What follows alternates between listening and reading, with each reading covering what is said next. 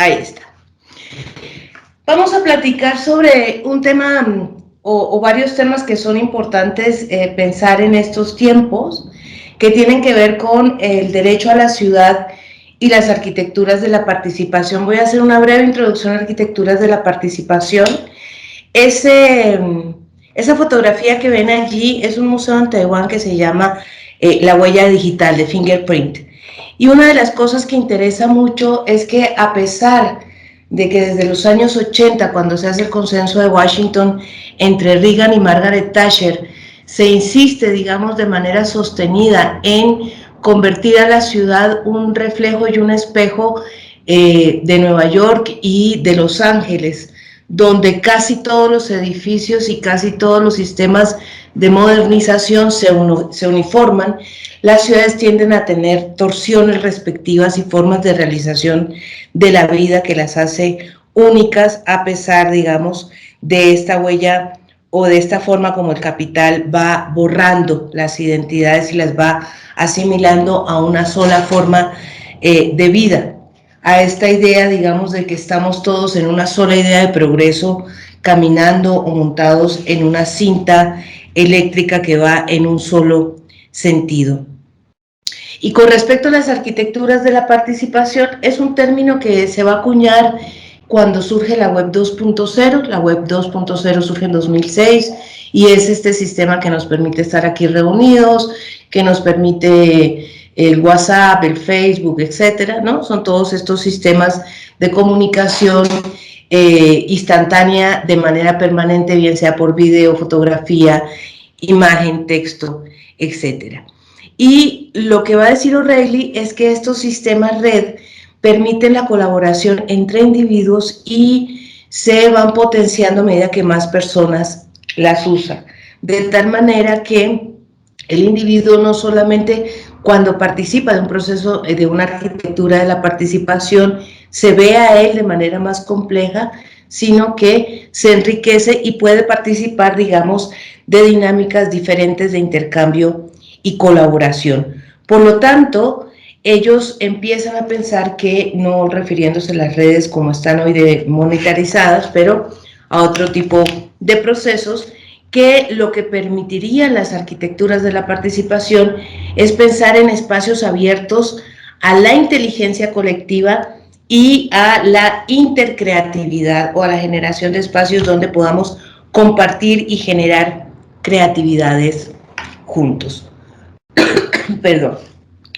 Cuando platicamos, digamos, de estos temas, una de las preocupaciones es que se ha centrado, digamos, la idea de la cultura, del desarrollo cultural urbano, en dos temas que son los que maneja UNESCO fundamentalmente, que es la conservación del patrimonio arquitectónico, histórico, natural, etcétera, y también el patrimonio cultural intangible y la creatividad. Pero la creatividad se ha entendido fundamentalmente como una serie de infraestructuras disponibles para que la gente vea a otros que producen cosas, ¿no? Artistas, músicos, los llevan a ver cosas, no a producir o a imaginar o a participar de esas posibilidades. Y por otro lado, una idea muy vieja del patrimonio, donde se parece que solo hay que conservar, que no hay que releer el pasado, que no hay que volver a mirar juntos de qué se trata los tiempos y los procesos, y pensar también que estamos en tiempos y espacios híbridos entre lo digital y lo físico, y que la ciudad real se vuelve un poco más compleja, o la ciudad física se vuelve un poco más compleja cuando estamos en procesos de enfermedad, en procesos donde el otro potencialmente me puede hacer daño porque puede tener la COVID, porque no se cuida, porque no. Y entonces la distancia, que es distancia física, la convirtió, digamos, el discurso de los medios y el discurso del Estado en una distancia social, y no debería ser tal, ¿no? La distancia social no debería llamarse en tanto tal, no estamos distanciados socialmente, solamente en lo físico. Y entonces la pérdida de las relaciones entre desconocidos y el aumento de la agresividad en esas relaciones también hacen necesario pensarnos de otras maneras. Hace unos años, un autor que se llama Richard Florida escribe un libro que se llama La ciudad creativa y posteriormente escribió otro que se llama La clase creativa, libros que yo critiqué fuertemente en distintos foros, porque la idea que él tenía era que además de estos procesos de gentrificación, había que llevar a vivir a esos lugares a artistas, a periodistas, a intelectuales, y incluso decía que la comunidad LGBT, no me pregunten por qué pensará él que una comunidad que se define por tomar decisiones frente a su género será una clase creativa, si hay de todos tipos, y que ellos iban a fortalecer la economía de las ciudades y que eran el futuro de las ciudades.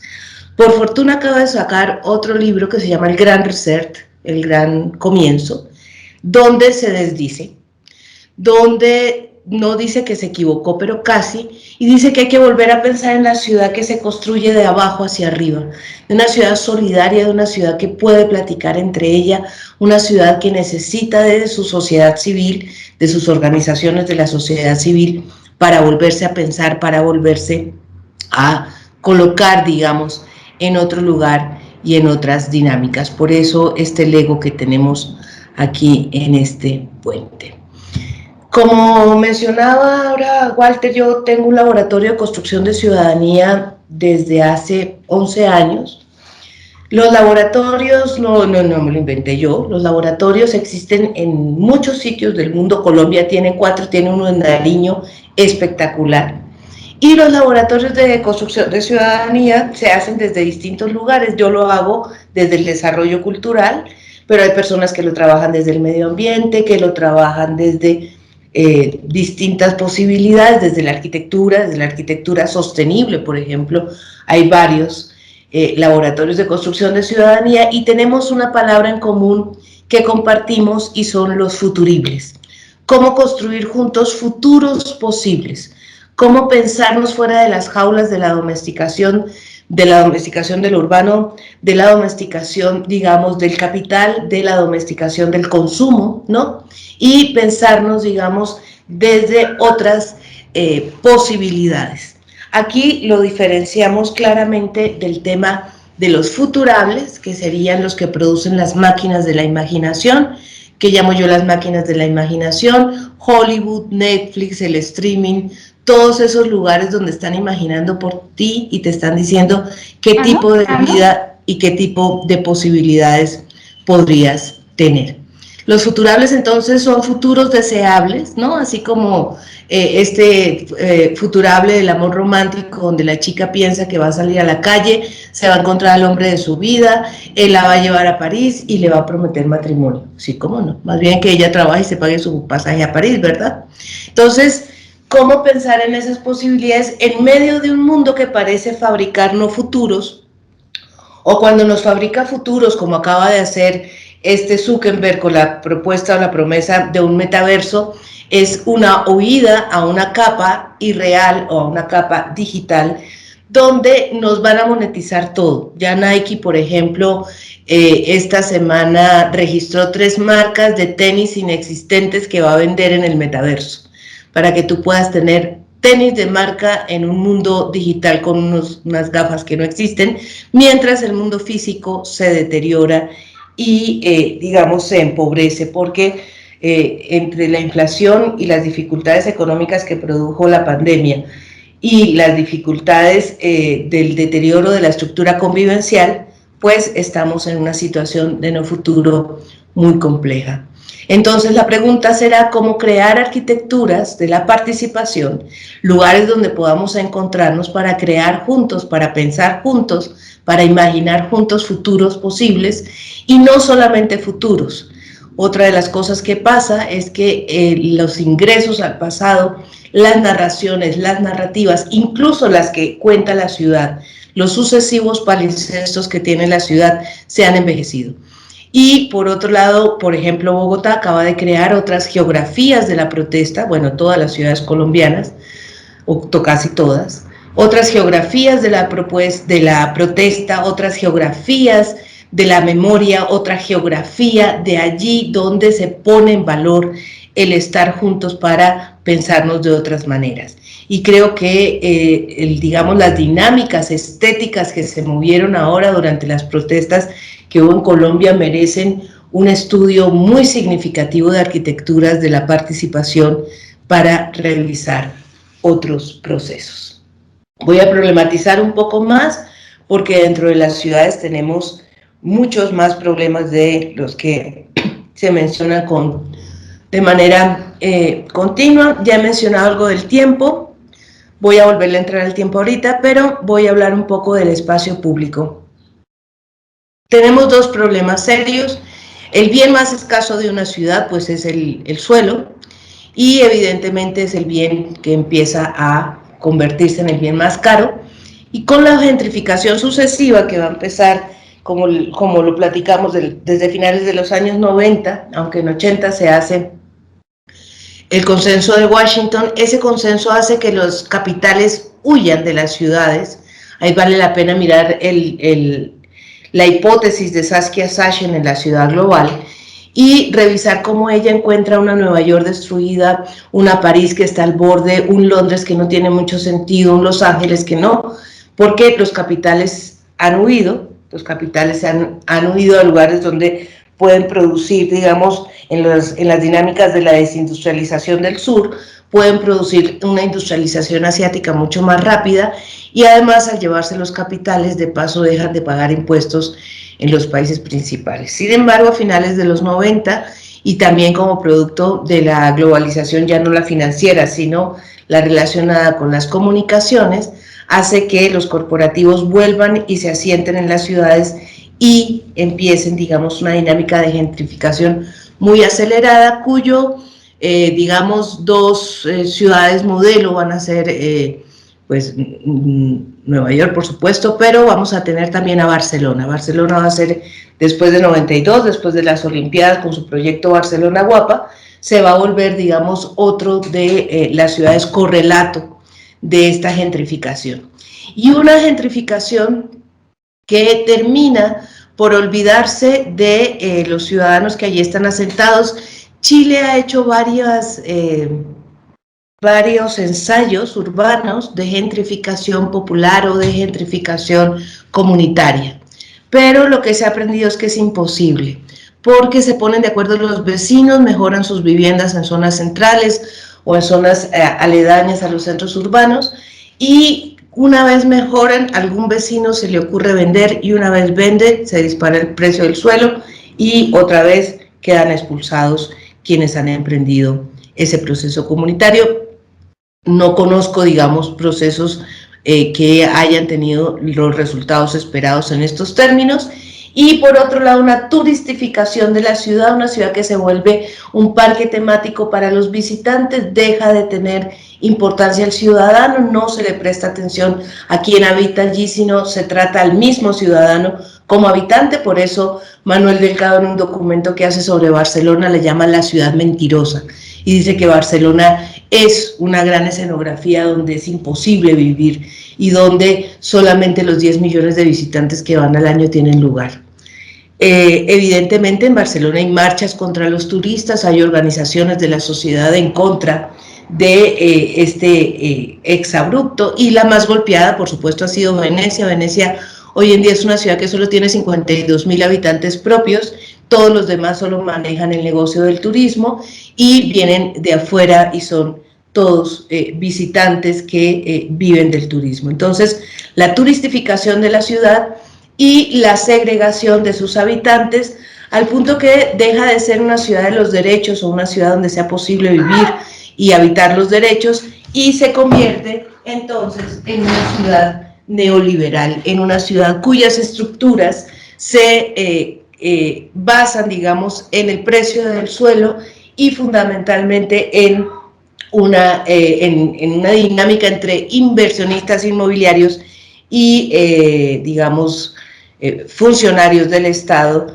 que se dedican a la construcción. Ayer salió un artículo sobre Guadalajara, bastante complejo, donde en 56 colonias que han sido gentrificadas, llenas de edificios de altura, 10, 12 pisos, fuera de que la mayoría eran ilegales o contravenían las normas de la ciudad, esas 56 colonias están ocupadas a menos de la mitad significa que los inversionistas compraron todo el suelo, todo se convirtió en un tema de unas rentas altísimas, los ciudadanos no pueden vivir allí, luego están ocupadas a un tercio, a un cuarto, y los edificios están abandonados y la gente está viviendo fuera de la ciudad.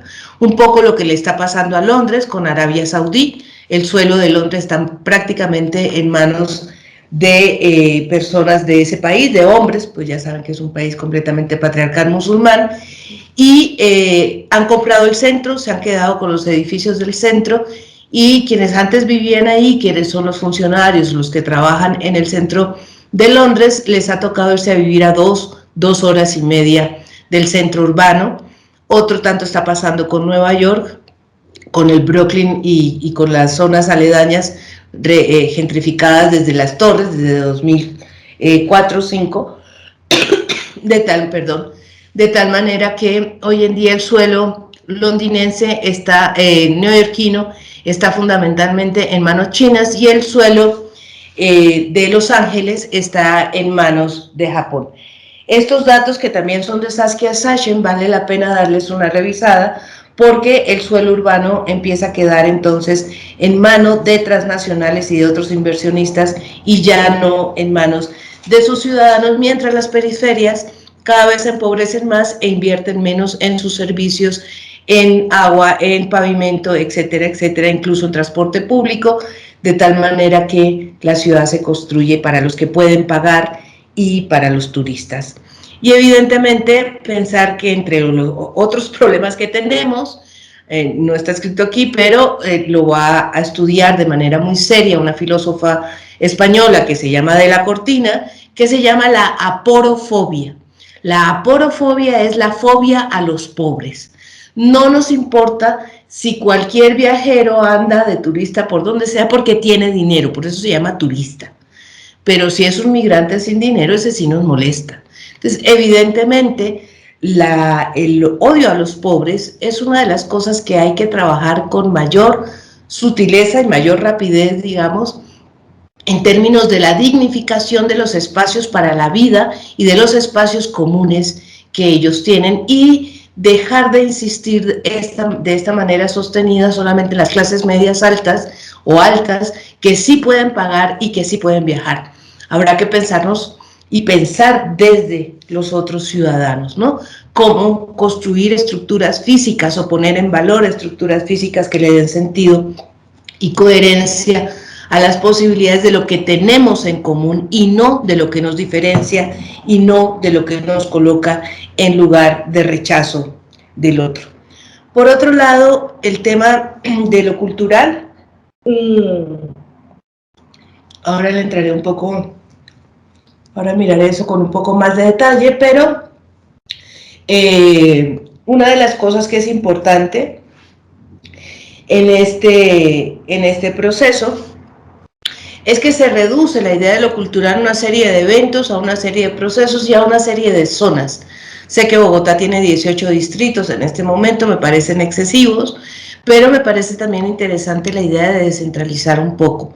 Sin embargo, las ciudades siguen teniendo una oferta cultural concentrada entre sus centros urbanos y la localización donde tengan la Universidad Nacional y ciertos desarrollos particulares. Todas tienen más o menos un 30% del suelo urbano, con la concentración del 80% de la oferta cultural, y una oferta cultural que, si bien en algunos casos tendrá características creativas, en general se parece mucho más a las máquinas de la imaginación producidas en otros lugares, y más parecido a un show, a un espectáculo, que a un proceso de creatividad compartida. Y por otro lado también la turistificación o la mercantilización de las tradiciones, convertir cualquier identidad en una mercancía, convertir cualquier lugar en un lugar para la venta. Aquí tenemos un ejemplo muy particular, se los cuento brevemente, es el pueblito de Tequila.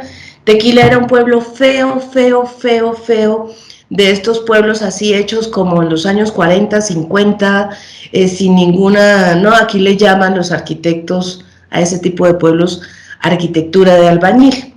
Entonces, nada tradicional, nada colonial, nada bonito. Lo único es que ahí hacían tequila y se vendía tequila y de ahí era el tequila. Pues hoy en día es un pueblo mágico completamente disfrazado de pueblo colonial, todo el amoblamiento urbano, todas las fachadas parecen que hubiera sido un pueblo hecho en el 1600 por los españoles coloniales más rancios y más, ¿no? Y los hoteles son carísimos y los restaurantes son carísimos y está lleno de hipsters por todos lados, llenos de galerías del tequila, y hacen hoy en día uno de los festivales de música más caros del país. Para que se hagan una idea, los niños que van a ese tipo de conciertos llegan en helicópteros o en sus aviones, y un boleto puede costar $10,000 el día. Son 3 días. Entonces, ¿no? La turistificación, pero también la tradición como mercancía y todo lo que es producido, digamos, por las culturas tradicionales, convertido en algo que se compra y se vende. Y ahora en el multiverso, en el metaverso, vamos a ver cómo resulta, digamos, este proceso con las identidades. Por otro lado, y esto lo voy a mencionar brevemente, estamos en una deshumanización en curso. Los algoritmos nos relacionan mucho más como ciudadanos que otros procesos. Hay un libro que pueden bajar sobre este tema de ciudadanos relacionados por algoritmos, de Néstor García Canclini. Lo encuentran gratuito para que, si les interesa, puedan revisar ese proceso de deshumanización en curso. La pérdida del lenguaje, de narrativas y narraciones, tanto en los espacios físicos como en los espacios digitales, en las dinámicas, digamos, de lo digital. Reducir la idea de que somos libres porque podemos consumir, ¿no? Soy libre porque decido si tomo Coca-Cola o Pepsi-Cola, si me compro un Ford o un Chevrolet, o si viajo a, qué sé yo, a Cartagena o a Santa Marta, cuando realmente la estructura de la libertad me permitiría elegir quién quiero ser, en qué Dios quiero creer, qué lengua quiero hablar y cómo quiero rendir tributo a mis ancestros. Es decir, libertad del ser y libertad de mi relación con los otros, y no libertad de comprar o de tener propiedad privada. Y ahí entonces tenemos un problema que ya crean los romanos cuando se inventan el derecho romano, ¿no? Y es un Estado orientado a cuidar los bienes privados de los demás y no un Estado orientado a construir los espacios públicos y las esferas de lo público donde encontramos el sentido, de estar juntos. Por otro lado, este deterioro que ya he mencionado y una irrupción de lo real que Luc Nancy dirá de manera muy seria. Luc Nancy es un filósofo francés, ahora con la pandemia, dirá que es más fácil para nosotros pensar en el fin del mundo que pensar en el fin del capitalismo. Y lo estamos viendo ahora con la reunión que tenemos en Glasgow, la reunión del clima, ¿no? Llegan los 130 países, llegan 400 jets, hombres de negocios y presidentes en jets privados, a discutir cómo van a bajar las emisiones de carbono. Creo que ya con sus jets nos han dicho qué interés tienen en ese proceso. Ahora, cuando pensamos en el tema de las dinámicas de lo cultural y de la cultura, dirá Lourdes Arizpe, que es una antropóloga mexicana, que estamos hablando fundamentalmente del hogar. El hogar es la hoguera. El hogar es donde juntos podemos reunirnos a escuchar historias, a contarnos quiénes fuimos, quiénes quisiéramos ser. Es allí donde late el corazón, pero también donde la mente se proyecta y puede construir con otros imaginación. En este sentido, diríamos que no hay nada exterior a la cultura y no existe diferenciación entre cultura y naturaleza, porque nosotros estamos interpretando la naturaleza, le damos nombres y es más, somos hechos de carne y hueso, es decir, somos naturales, no hay nada diferente entre nosotros y los animales, no lo hemos inventado. Entonces, no trabajamos en la cultura porque no tiene, otra vez, exterioridad posible, pero sí trabajamos en lo cultural. Esta idea de esta mirada viene de un sociólogo que se llama Arjun Appadurai, que es un indio, que hace proyectos urbanos de gran escala en Mumbai, y sobre los proyectos que hace ha producido un trabajo sociológico muy interesante de pensamiento, y a raíz de ese tema él dice: no trabajamos en la sociedad porque la sociedad es todo aquello donde lo humano se realiza, trabajamos en lo social, donde construimos el estar juntos. Y entonces, a raíz de ese tema, en la globalización imaginada, Néstor García Canclini va a decir lo mismo que dice Apaduray: para lo social ocurre con lo cultural. No trabajamos en la cultura porque es todo lo humano, trabajamos en lo cultural, allí donde se produce el sentido. ¿Cuál sentido? El sentido de estar juntos, donde se produce lo simbólico, donde es posible coexistir y vivir con personas que son diversas o diferentes, y donde podemos valorar las expresiones y las formas de la creatividad para producir territorio. En este sentido no estoy hablando del territorio como terrus, sino estoy hablando del territorio como un espacio de esperanza, como lo va a tratar el geógrafo marxista David Harvey, un lugar donde se realiza la identidad y se despliega la ciudadanía, es decir, el ejercicio de deberes y de derechos. No estoy hablando de la ciudadanía liberal, que solo le otorga derechos a los individuos, sino de una ciudadanía que ahora veremos se piensa de una manera más amplia y sobre todo más ancha, en el entendido que necesitamos nuevas profundidades donde desarrollarnos y otros caminos para conectarnos, tal como está en esta imagen.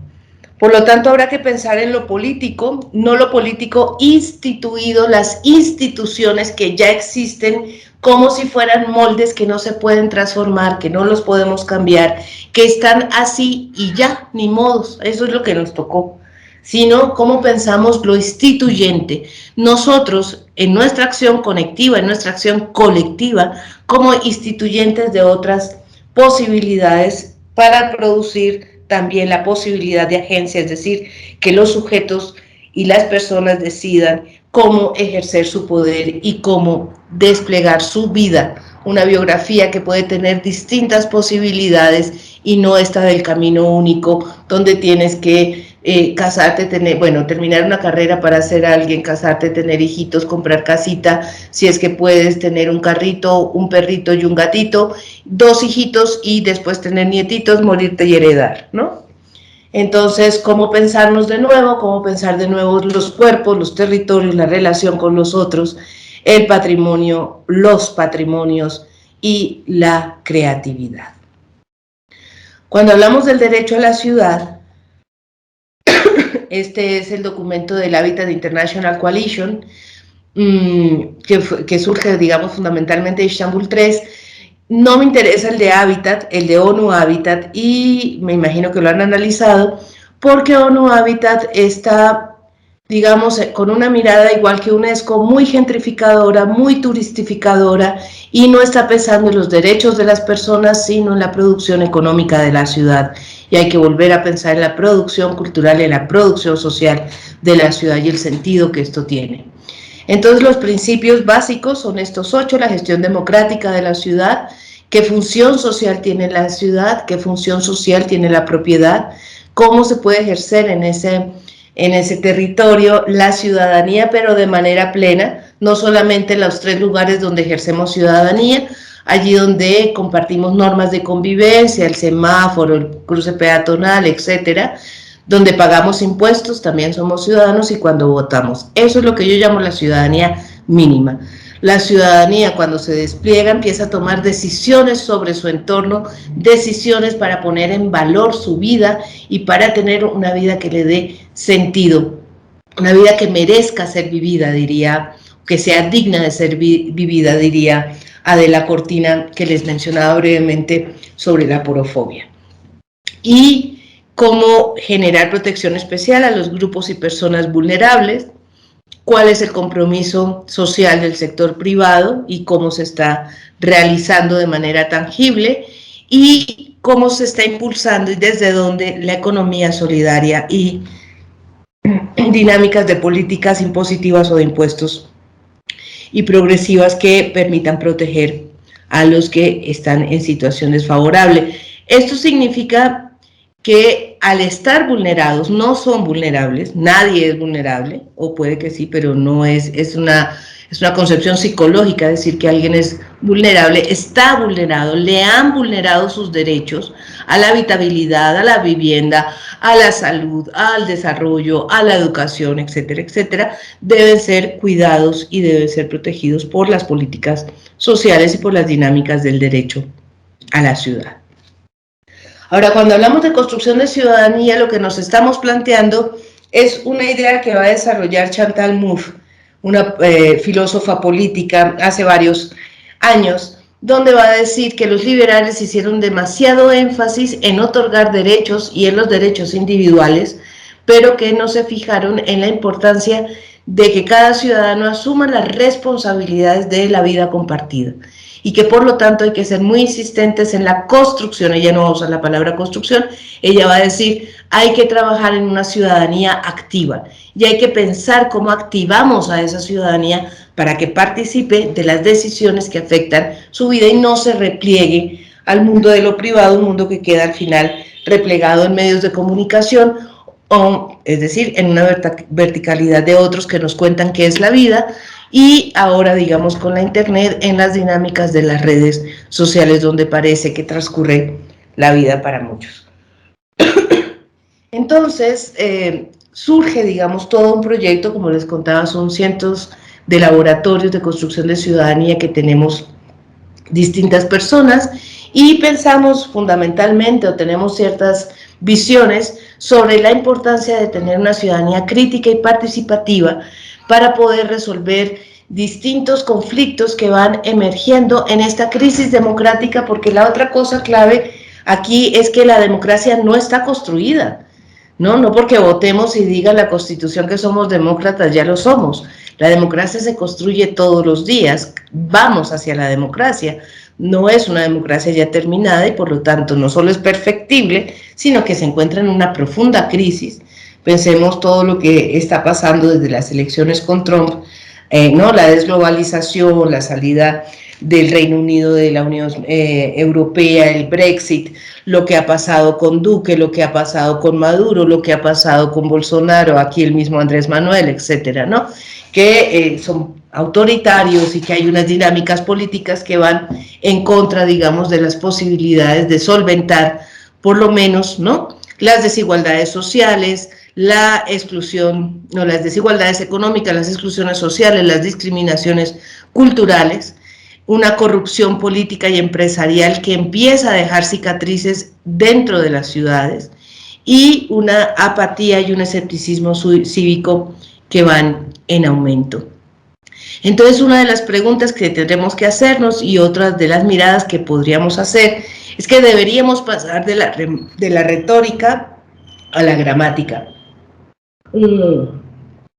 Tenemos un discurso sobre lo urbano, tenemos un discurso sobre lo cultural que terminan por decir que si yo coloco una cineteca en una esquina, la convivencialidad, la vida, el tejido social, todo mejorará, y de pronto lo que menos se necesita es eso, se necesita reciclar un edificio y volverlo como un Lego donde la creatividad pueda emerger desde la ciudadanía y no para que vayan a ver cine. Entonces, evidentemente, tendremos que pensar en otras arquitecturas de la participación, en otras formas de pensarnos, ¿no?, y de comunicar las diferencias o las culturas, de ensamblar la convivencia y, por supuesto, estructurar coordenadas para el diálogo intercultural. Todos estamos acostumbrados a vernos entre diferentes. Ese es un tema importante. Por lo tanto, no hablamos tanto de la diversidad cultural, sino de la diferencia cultural. En este sentido, tendríamos que pensar, y lo que hace, digamos, la innovación social, que es un tema que llevo trabajando ya varios tiempo, es la innovación social existe desde los años 30, desde las entreguerras en Europa y en Estados Unidos se le llamaba invención social. Un área de la invención social se vuelve ingeniería social y la otra se va a convertir en las dinámicas del desarrollo, que hasta nuestros días ya se ha convertido en el desarrollo sostenible. Y la innovación trabaja fundamentalmente tres temas. cómo producir territorios donde la calidad de vida o la vida plena, que también se le llama, sea posible. La vida plena no es la vida feliz. La vida plena es aquello con lo que tengo, aquello que me ha sido dado, pero donde estoy, que pueda desarrollarme a la mayor plenitud de mis posibilidades, ¿no? Entonces, no es esta idea de la felicidad, sino cómo se valora el entorno, cómo se genera el apoyo social, cómo se realiza, digamos, las posibilidades de nosotros, y una economía social que se fundamenta en las posibilidades de construir entre nosotros retículas que sean significativas en términos de la sobrevivencia, pero también en las posibilidades de la creatividad. Entonces, ya no estamos hablando de una economía de mercado, ya ni siquiera interesa una economía de mercado, porque muy rápidamente las clases medias estamos siendo precarizadas, ya no hay pensiones para las mayorías, ya un muchacho, si quiere tener lo que tenía su papá hace unos años, tendrá que tener 2 o 3 trabajos, y esa precarización en curso hace que tengamos necesariamente que empezar a pensar de manera seria y a producir de manera seria otras dinámicas de la economía, donde la arquitectura tiene un papel fundamental que jugar. ¿Qué diríamos? Y con esto empiezo a cerrar para abrir espacio por si hay preguntas o temas que tratar. Empiezo a concluir. Entonces, tendríamos que pensar que una arquitectura de la participación pensada desde el desarrollo cultural urbano tendría que construir tiempos y espacios públicos para la memoria, la imaginación, para los futuros posibles, para la convivencia y sobre todo para elevar los umbrales de reconocimiento simbólico y las posibilidades del diálogo y los recursos y de la contradicción. ¿Por qué aumentar los umbrales de reconocimiento simbólico? Porque la educación, hace muchos años la educación tradicional está en quiebra. Ha convertido a los niños, a las niñas, a los adolescentes, a los jóvenes universitarios en unidades económicas que le producen sentido al sistema o a las fábricas del orden, como las llama Foucault, pero que no se consideran como humanos plenos que deben desarrollar no solamente una profesión, sino desarrollarse a sí mismos en lo humano, en lo social, en lo cultural y también en lo económico, de una manera donde el planeta tenga sentido para nosotros, para nuestros hijos y para los hijos de los hijos, que es lo sostenible. Entonces estamos viviendo como matando la continuidad, estamos viviendo como si el planeta tuviera simplemente que acabarse. De hecho, ¿cuántos viajes están haciendo los ricos mirando a ver a qué planeta se van y dónde hay agua? Porque quieren como terminarse este y encontrar otro. De hecho, si viviéramos, digamos, con la calidad de vida que tiene España, y esa calidad de vida que no es muy alta, no estoy hablando de los países calvinistas nórdicos, estoy hablando de España,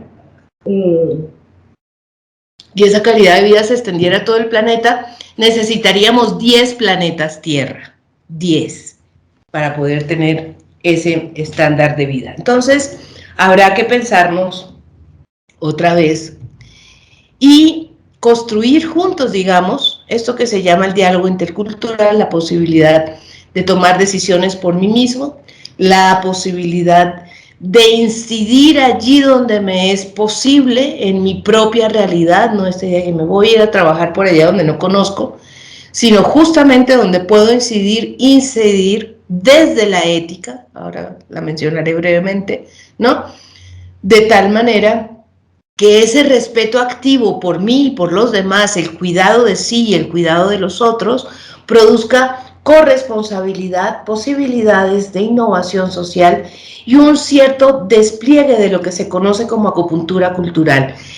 Basta, digamos, diríamos desde las voces más radicales, basta de hacer infraestructura cultural, basta de la cultura de la inauguración, de la cultura del listón, de la política cultural para que el alcalde municipal, el presidente municipal, el jefe de gobierno de turno o la jefa de gobierno salga inaugurando un montón de bibliotecas que no serán usadas, que serán desperdiciadas. Algunas sí funcionan, algunas de Medellín funcionan, otras no, ¿no? Pero no es y es en el momento en que se hace en Medellín tiene mucho sentido. Hoy en día una misma perspectiva de desarrollo urbano no parece útil, parece que tendríamos que pensar cómo reciclar en lo urbano para poner en valor toda esa infraestructura que durante años se ha estado construyendo en nombre de lo cultural y simplemente enseñan 3 o 4 formas de artesanía y taekwondo y macramé, como decimos aquí en México, casi nada. Esta foto que ven allí me interesa mucho porque es un proyecto que se realiza y lo que, digamos, no tenían comida, no tenían dinero, no podían pintar, y lo que terminan desarrollando es un sistema, como ven, para sembrar su propia comida, pero para arreglar las fachadas entre todos y jugar, digamos, con el color de las vasijas donde van a sembrar la comida. Eso es un proyecto típico de innovación social. No los podían reubicar, no había cómo invertir en infraestructura física, no les podían hacer las paredes. Lo máximo que se podía hacer es lo que ven, y se hizo. Entonces también la innovación, otra vez, no tiene las respuestas ni es tecnológica. La innovación siempre es otra forma de preguntar, otra forma de indagar o encontrar una respuesta inédita a una pregunta que ya teníamos hace mucho tiempo. Por lo tanto, cómo producir convivencia y creatividad, más allá que mover exhibición y obra, y cómo ir construyendo lo social desde lo cultural, preguntándonos cómo este Lego que arregla este pedazo de pared que debía estar rota, cómo producimos culturalmente la ciudad, cómo hacemos una producción cultural de la ciudad, cómo transformamos las formas del hacer, cómo colaboramos, cómo nos contamos la historia de lo que estamos siendo. La identidad no es lo que soy, es lo que estoy siendo, por lo tanto es inestable. Cómo volvemos a buscar otras rutas, otras historicidades y cómo producimos nosotros formas de enunciarnos juntos para producir memorias, imaginación y convivencia. Por lo tanto, lo que está en juego es volverse a pensar al sí mismo en relación con los otros, los cuerpos, ¿no? En los territorios físicos y en los territorios digitales.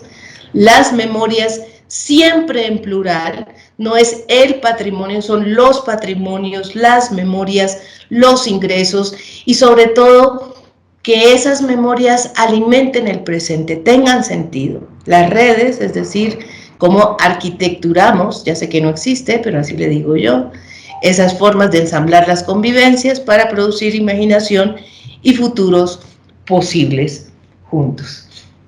En este sentido, diríamos que tendríamos que volver a trabajar desde las dinámicas de la producción de la ciudad y desde el desarrollo cultural urbano, pensar en las dinámicas de la ética, la estética y la economía, ¿no? Y sobre todo esta relación entre ética y los objetivos del desarrollo sostenible, la agenda que tenemos 2030 con la Organización de las Naciones Unidas, con la posibilidad, digamos, de desarrollo humano y la calidad de vida, cómo producimos territorios, subjetividades y lo simbólico, el sentido de estar juntos, y cómo producimos una economía que tenga en cuenta la solidaridad y la resiliencia.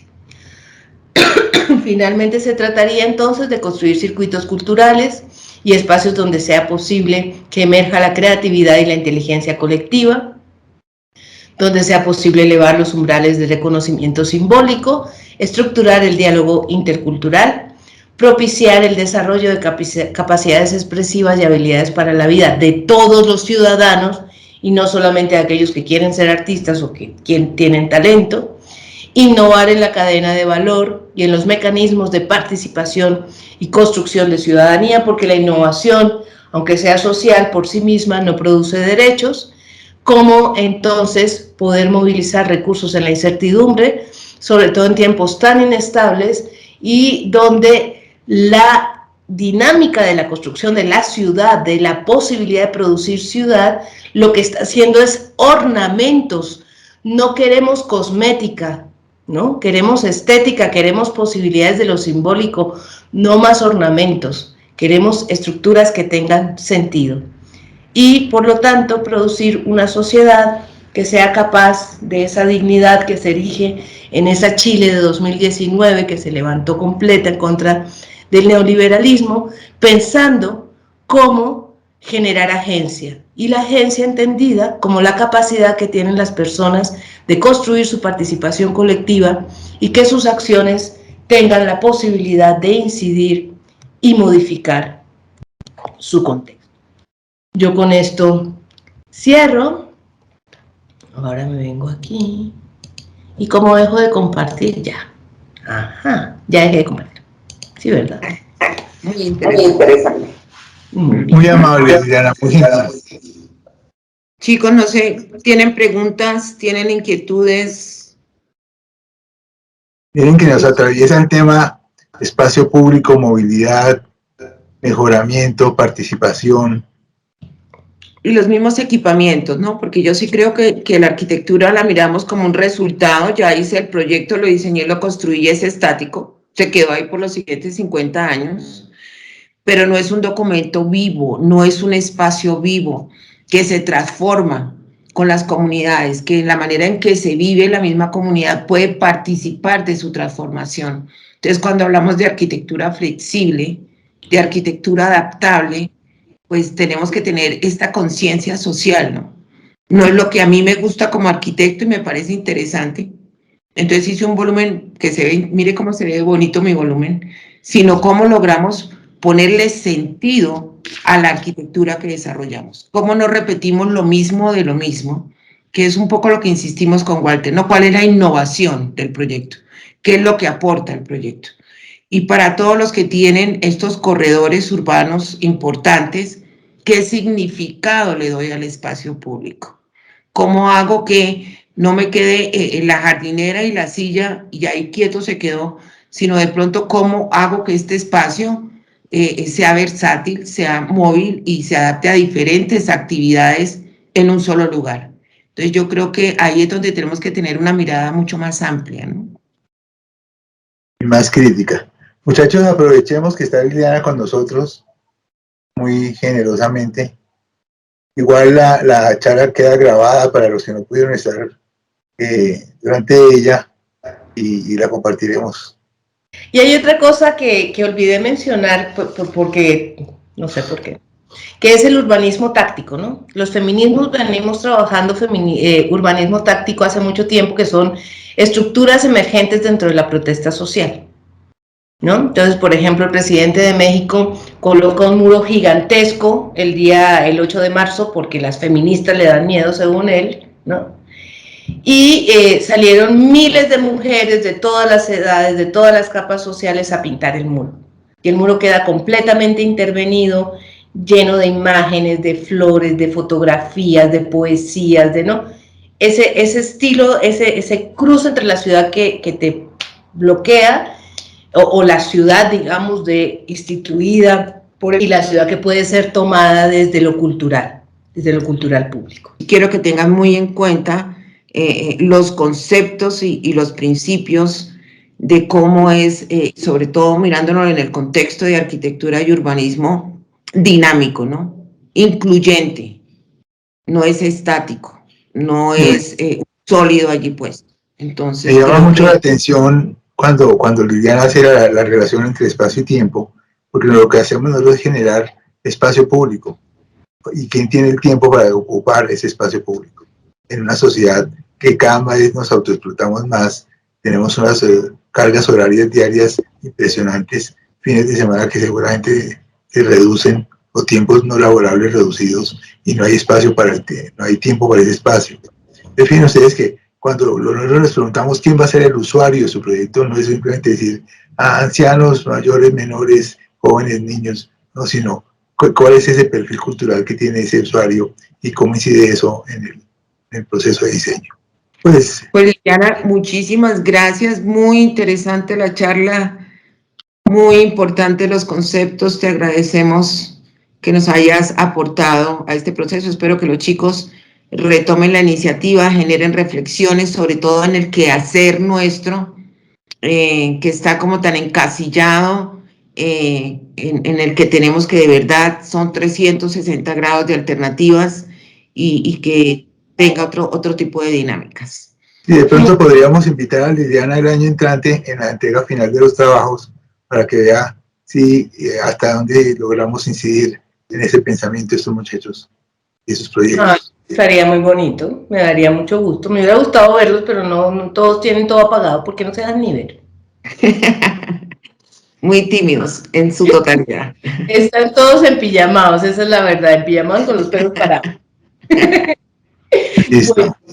Bueno, muy Emilia, bien, qué muchas gusto haber gracias. estado aquí. Cualquier cosa ahí estoy. Muy amable. Gracias, gracias, gracias. Muy Sobre interesante. este tema no he escrito mucho, pero sí ya hay un documento publicado que se llama Arquitecturas de la Participación, y si alguien quiere ver mis documentos están todos gratuitos para descarga en academia.edu. Bien. Listo. Muchas Ok. gracias. Chao, Gracias. chao. Chao.